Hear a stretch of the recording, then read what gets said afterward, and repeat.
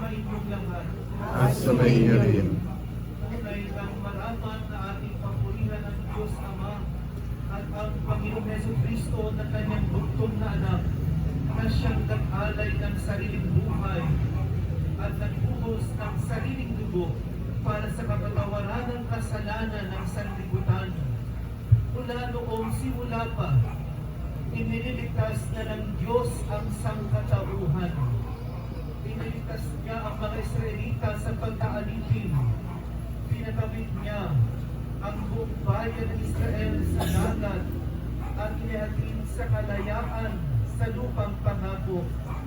Ngayon ipinag-iiwang natin ang pagbubukang liwayway ng ating kaligtasang dulot ni Kristo. Dumaan din mula sa kamatayan patungo sa pagkabuhay. Nagapit niya ang kasalanan at kamatayan. Pinatatawid din tayo sa tubig ng binyag mula pagkaalipin sa kasalanan patungo sa kalayaan at buhay.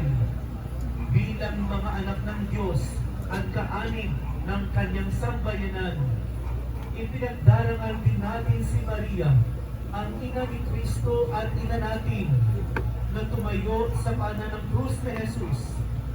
Sa pagpapala ng Diyos, siya na nagdala sa anak ng Diyos ay naligtas din ng kamatayan at muling pagkabuhay ni Jesus.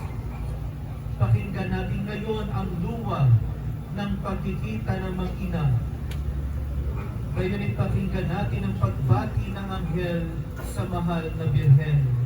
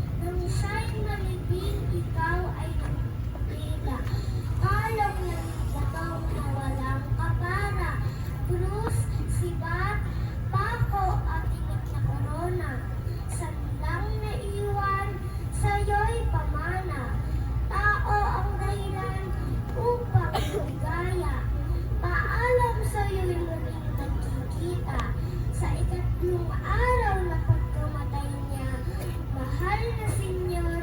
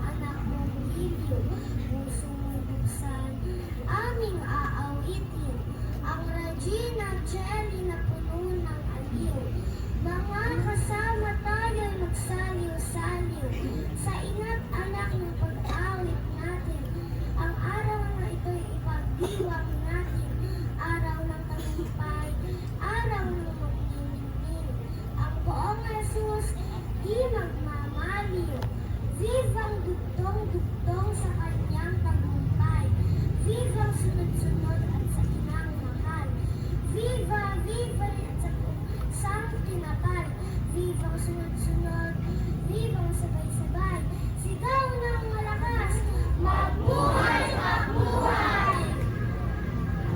Isip ng bata.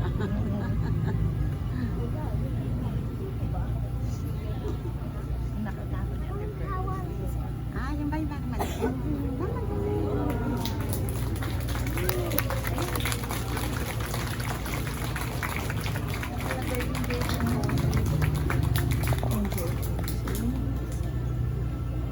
Marunong bumasa? Oo, sa ulan. Sa ulan doon. Sa ulan. Ay, hindi matulog. Ah, ayun pala.